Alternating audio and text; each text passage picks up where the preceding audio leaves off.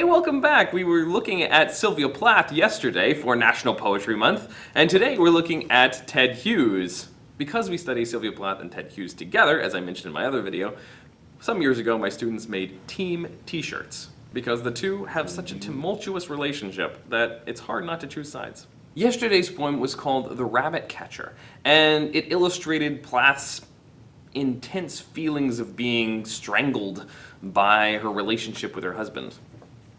Kind of awful. Ted Hughes wrote a poem in response to this poem in his book Birthday Letters, which was published years after Sylvia's death.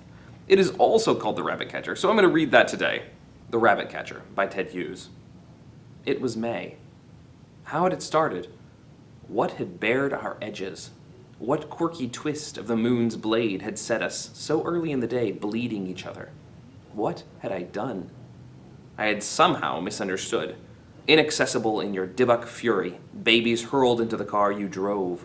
We surely had been intending a day's outing somewhere on the coast, an exploration, so you started driving.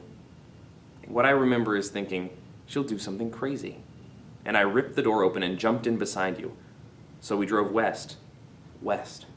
Cornish lanes, I remember, a simmering truce as you stared with iron in your face into some remote thunderscape of some unworldly war.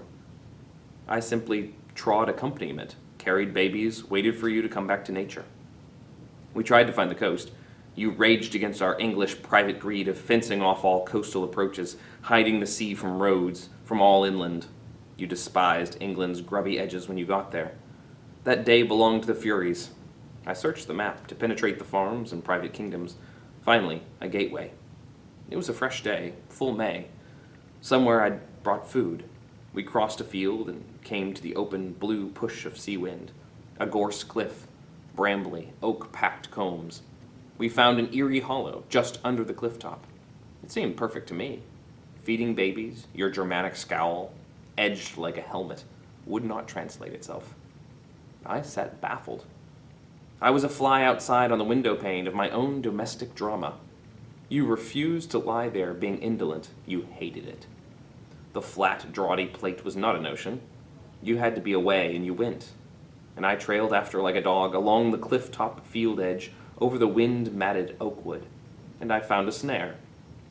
Copper wire gleam, brown cord, human contrivance, setting, new set.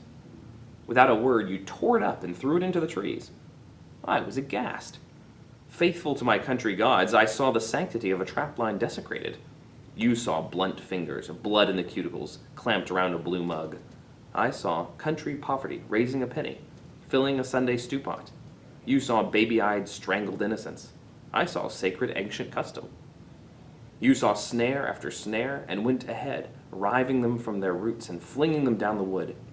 I saw you ripping up precarious, precious saplings of my heritage, hard-won concessions from the hangings and transportations to live off the land. You cried, "Murderers!" You were weeping with a rage that cared nothing for rabbits.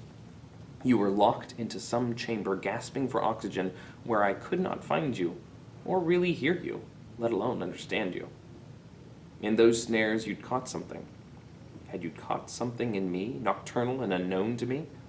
Or was it your doomed self, your tortured, crying, suffocating self? Whichever, those terrible, hypersensitive fingers of your verse closed round it and felt it alive. The poems, like smoking entrails, came soft into your hands. Ted Hughes is one for imagery as well, isn't he? His poems lend themselves more to a narrative style than Sylvia Plath's. But notice also throughout this poem, he constantly removes himself from the center of the action.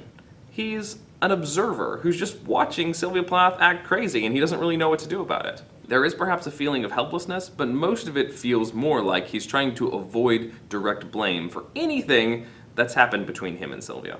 It's really her who's doing all the choking here. It's her who's just acting crazy and raging around the landscape. He doesn't really remember what's happened or what's done. And maybe it's just her crazy Americanness that doesn't make sense here. Can't she just appreciate the English way of life? This is just an example of the contrast between Ted and Sylvia poems throughout these two books. If you go through and read both of these books in their entirety, you'll find some really brilliant bits of contrast. Two ways of telling the same story. You might wind up siding with Ted, and thinking Sylvia Plath is just over the top, or you might wind up siding with Sylvia and think that Ted is constantly deferring blame when really he's the most guilty party. It makes for an interesting study and an interesting conversation. Thanks for watching. You can click to subscribe, or to watch another video. You can watch my Sylvia Plath video if you haven't already done so, to see what her side of the story was. Have a great day.